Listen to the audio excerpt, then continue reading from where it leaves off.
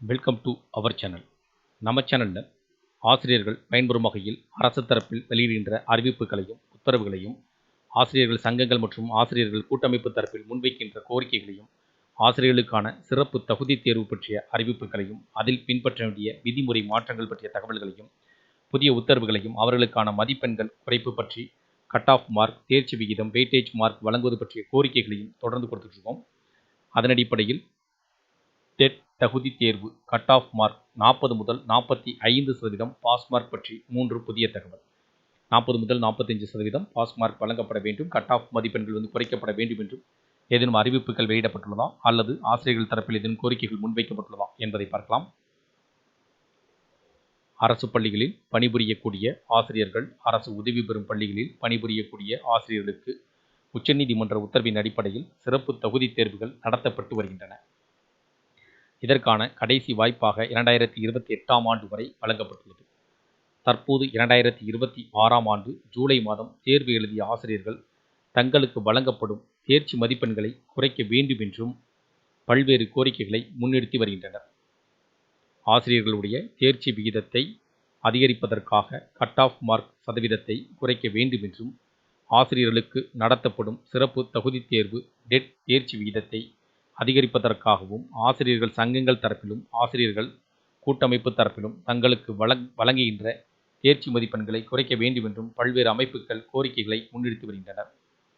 அதைத் தொடர்ந்து புதுச்சேரி அரசு அனைத்து ஆசிரியர்கள் சங்கம் சார்பில் ஆசிரியர் தகுதி தேர்வின் தேர்ச்சி மதிப்பெண்களை குறைப்பது குறித்து முதல்வரிடம் கோரிக்கை வைக்கப்பட்டுள்ளது.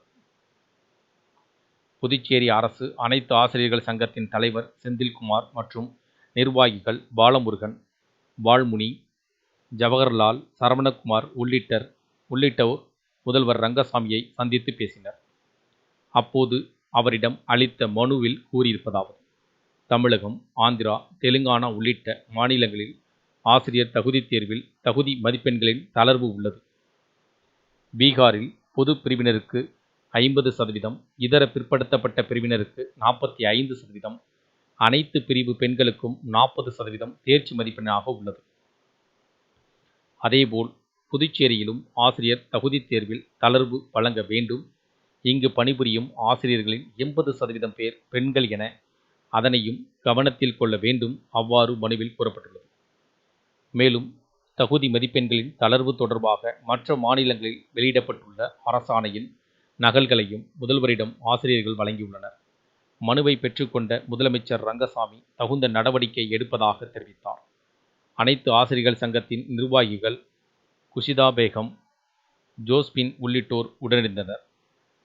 இதன் மூலமாக மற்ற மாநிலங்களில் பார்த்தீங்கன்னா, குறிப்பாக பெண்களுக்கு ஆசிரியர்கள் பெண்களுக்கு பார்த்தீங்கன்னா அதிக மதிப்பெண்கள் கட் ஆஃப் மதிப்பெண்கள் அதிக சலுகை வழங்கப்பட்டு வருவதாக குறிப்பிட்டு அதற்கான ஆதாரங்களையும் அதற்கான மனுவில் சமர்ப்பித்திருப்பதாக கூறப்படுகிறது. இது பார்த்தீங்கன்னா புதுச்சேரியில் ஆசிரியர் தகுதி தேர்வில் தளர்வு அளிக்க வேண்டும்.